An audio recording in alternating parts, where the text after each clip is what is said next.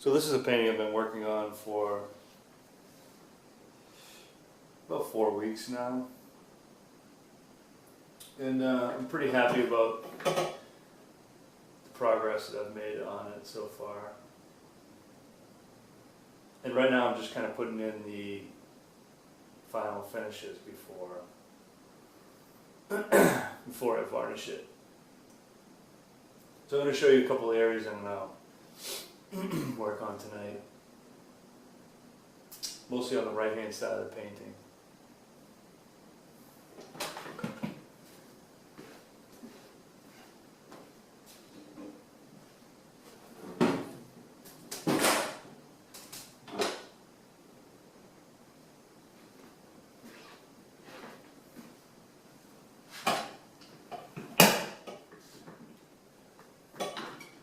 So first I'm going to mix up some values. I wanted the figure right here on the right. I just want to bring up some of the highlights on the guy's back right here. So I can make the values a little more varied from top to bottom.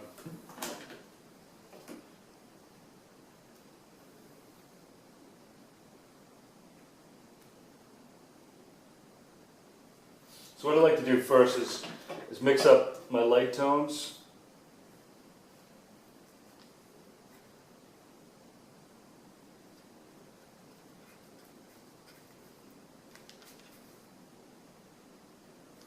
And here I'm just going to use a little bit of cerulean blue, white, just a tiny little bit of ultramarine blue.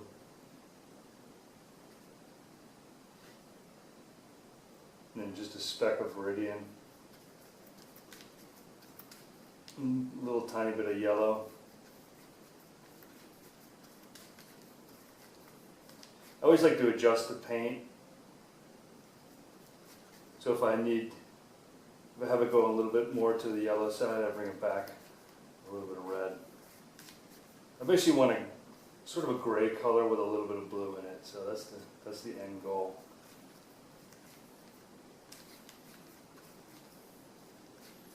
What you don't want to do is you don't want to have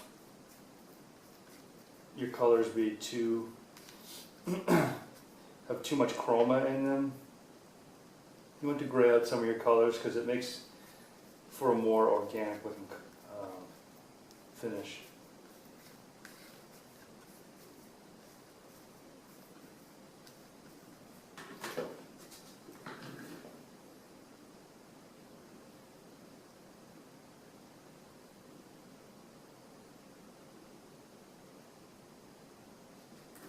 So what I always do is I always match up my palette knife with what's going on already.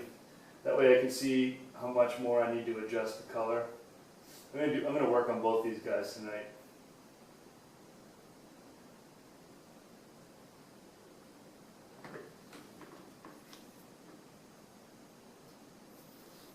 Now whenever I mix color, I always build very slowly. You don't need to build too quick because it's easier to build up than it is to build back. From light to dark.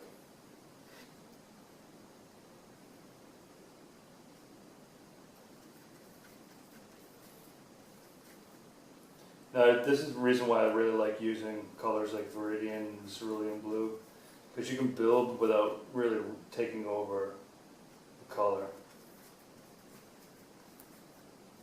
They're kind of weak colors. They're beautiful colors, but they're weak colors.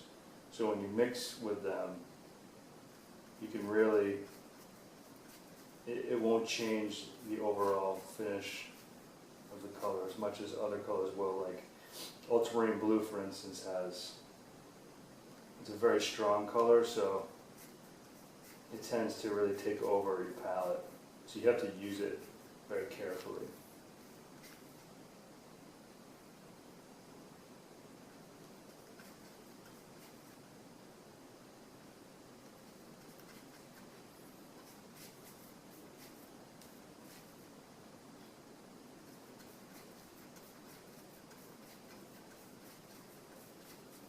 Mixing color is really about experience and practice, and to know like when you start to kind of come off the rails, to know how to fix it and to bring it back. I use a very limited palette, so I can pretty much make every color with my limited palette, and then when I need to make it again, I know that it's just a combination of, you know, 5, 6, 7 colors.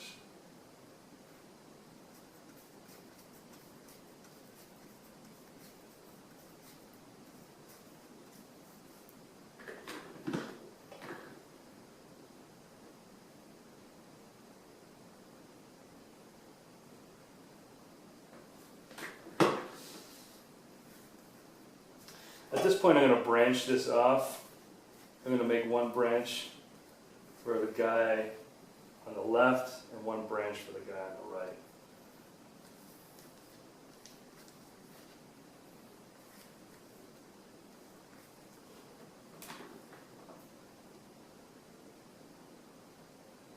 And what I like to do is I like to mix a number of values before I really get going on it. This way I can just go right to the palette and I don't have to waste my time mixing.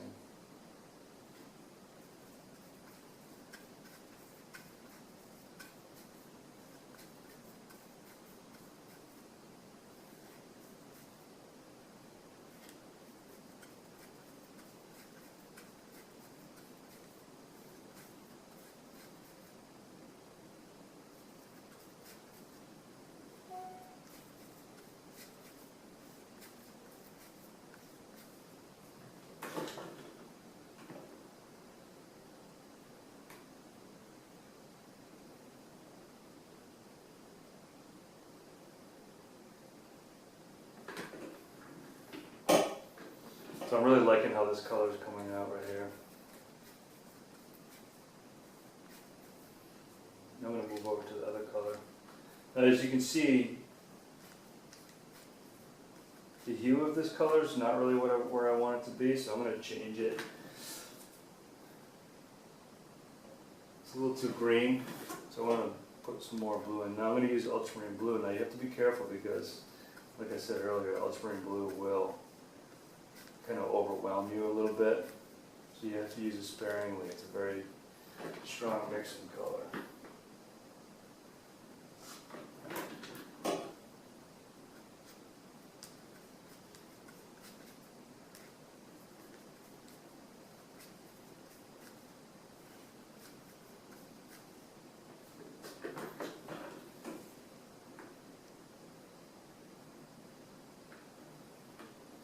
So again, I'm going to branch it off. I'm going to make a darker version of that down here.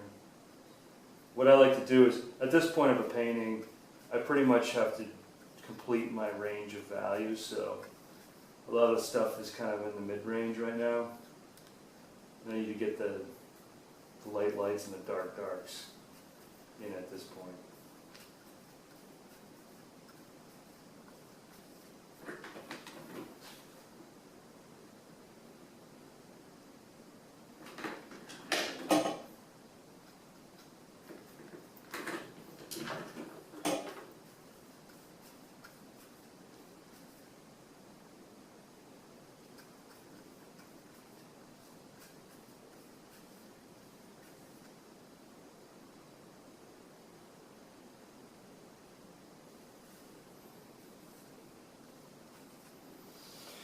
Alright, so I'm pretty happy with what I have so far, so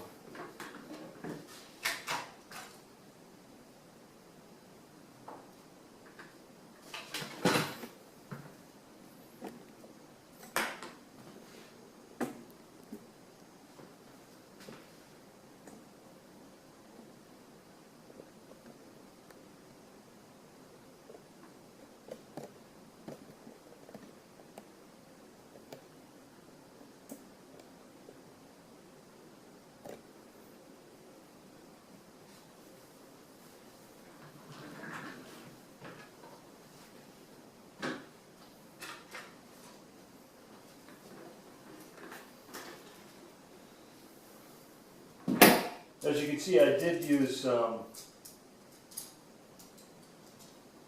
use a little bit of drying agent as I was mixing, not a lot. You want to be careful about putting too much drying agent into your original mix. Sometimes it's better to add drying agent as you kind of touch your brush to the paint. Otherwise your paint will be way too translucent. Now with this one, what I'm going to do is I'm going to apply some paint and then move it around with a dry brush.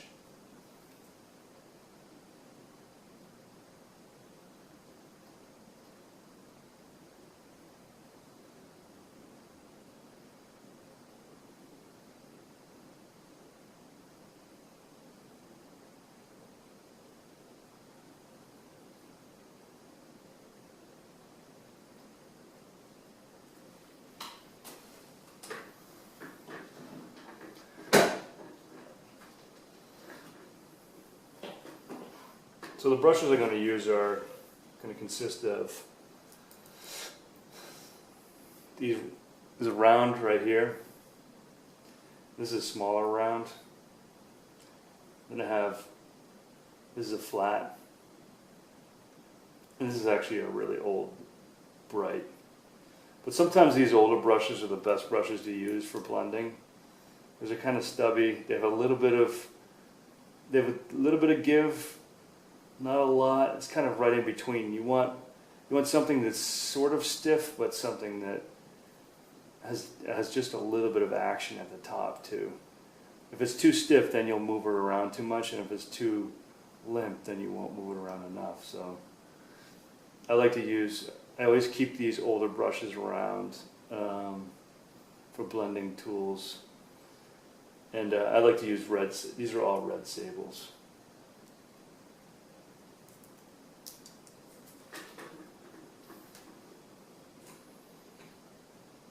So first I'm going to work on this character on the top.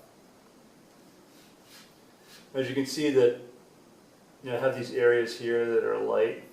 What I want to do is I just want to bring up some of the lights on some of these higher areas, right where the light sort of touches the tops.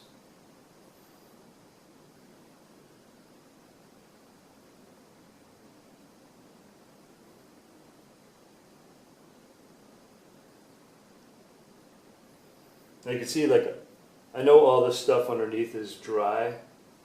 This is a little wet right in here.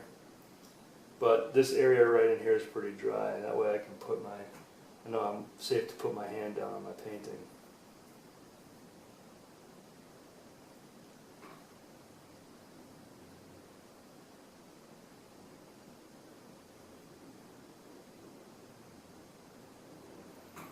So as I'm working, I try not to put my highlights all the way to the edge of the fabric, because it creates too stiff of an edge.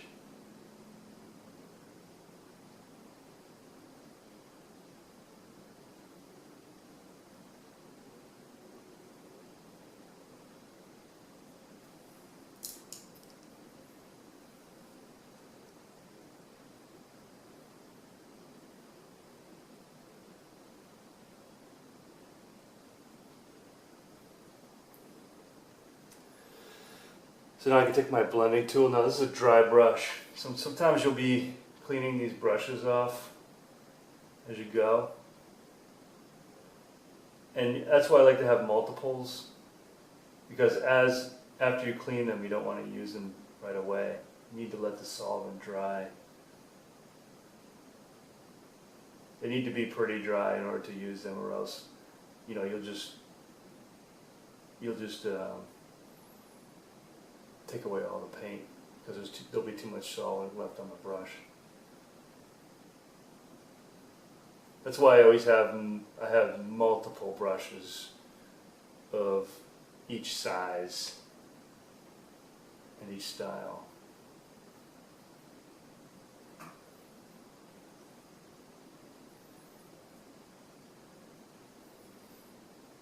as you see, I'm just going to hit a couple areas. This is definitely, I'm in the finishing stage right now, so it's pretty close to being done.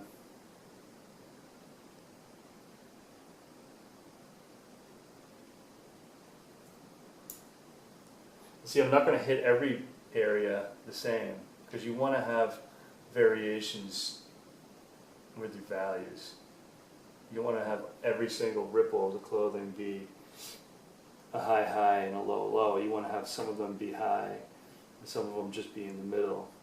If you hit every ripple, like every fold of the clothes, like it's getting hit with the most intense light, then it just doesn't really have the character that you're looking for.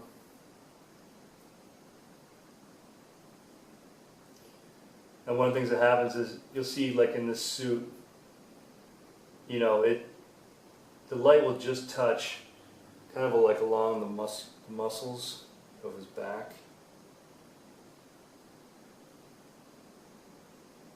Again, as I'm mixing this paint, I just put a little bit of drying medium. I like to use liquid. I've used other drying mediums before. Used Galkid, but I'm more of a fan of liquid because I think Galkid's a little too sticky. Galkid dries just a little too quick for me. I like the sort of smoothness that liquid has, but I don't use a lot of it at all, just a little bit. You really don't need a lot.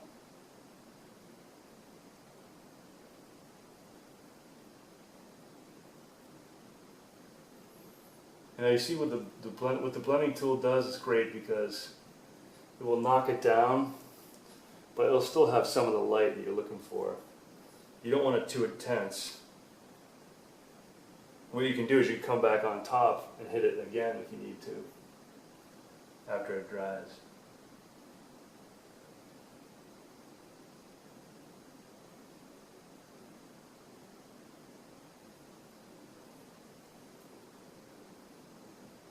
You really want to avoid having chunks of light be like too symmetrical and too, you want to have it change as it goes across the form.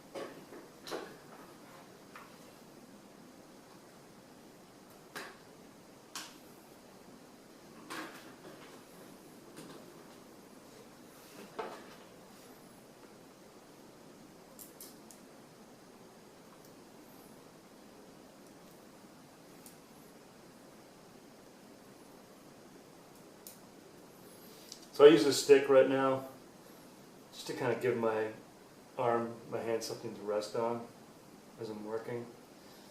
Each artist has different ways of doing this, and I've always used this stick right here, because I like it, it's got like a nice flexibility to it. I hold it with my other hand, and I have this little cushion so I can rest it right on the painting without damaging it. It's kind of just it's really just like a homemade tool, but I've always used it. I just like using that.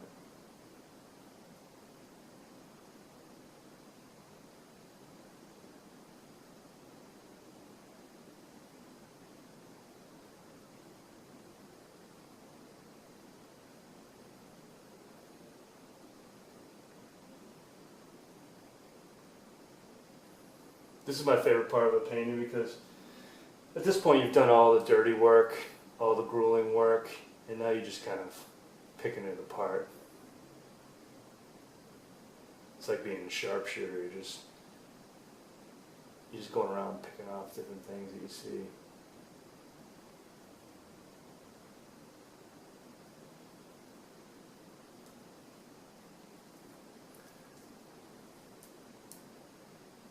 Yeah, at this point I probably have, I don't know, 150 hours into this painting.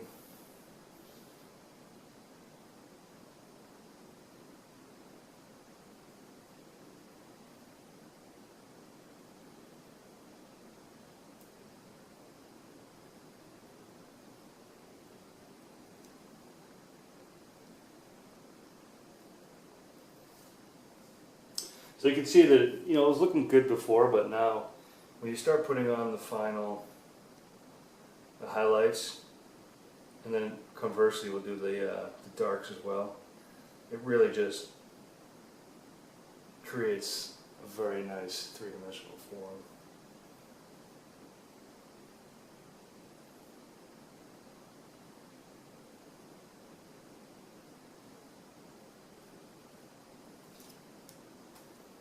You know, so in this case right here, like when you put this down, it seems like almost it's too much, but when you use a blending tool, the dry brush, you can knock it down.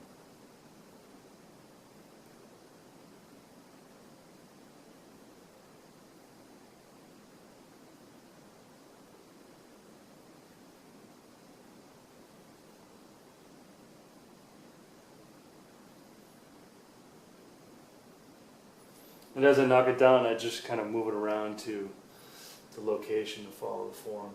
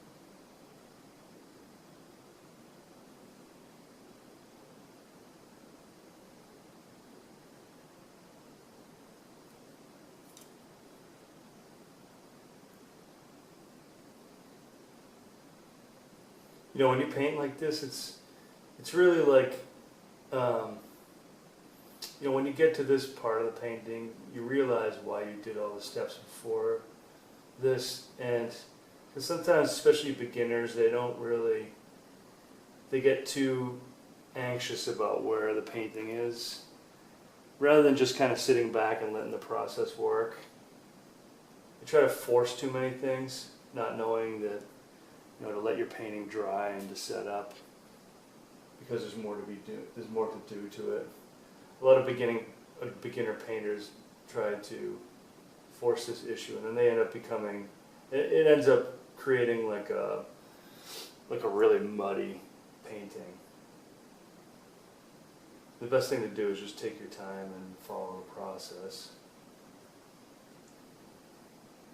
It's a slower way of working, but I think the results speak for themselves.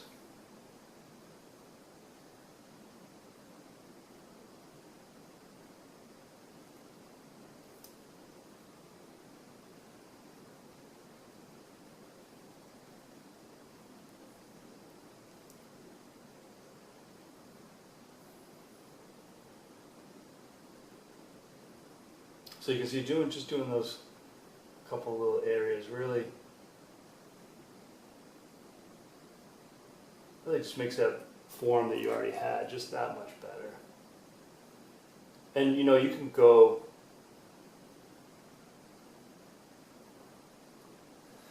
you know, you can keep on building and building and bringing up the lights, knocking them down, bringing them up again, knocking them down, bringing down the darks, bringing them up again. You can do that over and over and over again. I mean, until you have like this completely softened form, which is what a painter like, you know, Leonardo da Vinci did. He would have a form so soft that you really didn't see the transitions. You saw that, I mean, the transitions were so subtle that you could hardly even see, you know, how he created it. I'm not really into that kind of thing. I definitely have a lot of respect for that, but I sort of stop at one point. I don't take it as far as it really could go, because I feel like when I've said what I wanted to say, I'm sort of done.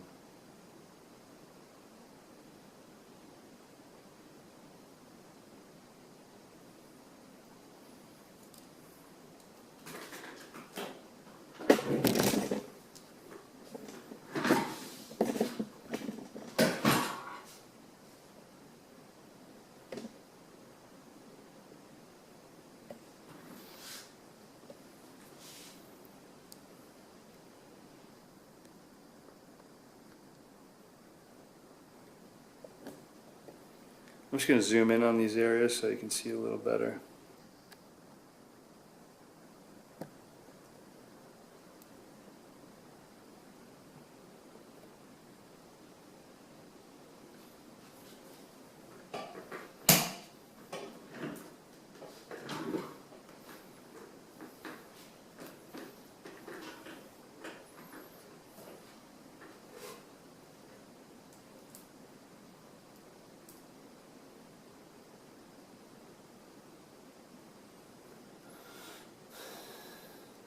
You know, there's a reason why I switched to using this stabilizer, because I realized that I painted some of this area in here earlier, and it was still a little tacked up even though I used some dry medium.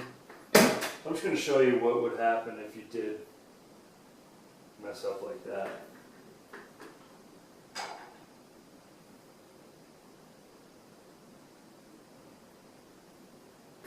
What I like to do is take a dry brush, and I have just a little bit of medium, a little bit of solvent on it. I'm just going to go over it. I'm going to go over it. What happens is sometimes it'll cause like a halo effect. So what you want to do is grab some of that paint and then pull it off as much as you can.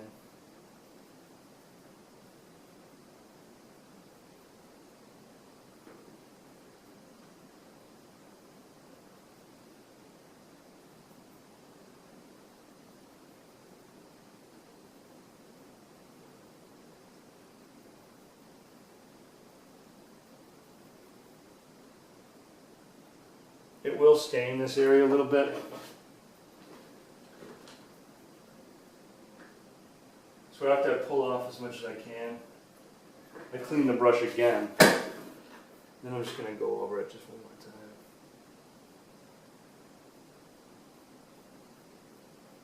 You see it's wet with solvent at this point. All these layers underneath it are dry, so I got to go over this area anyway, so I'm not really too worried about it.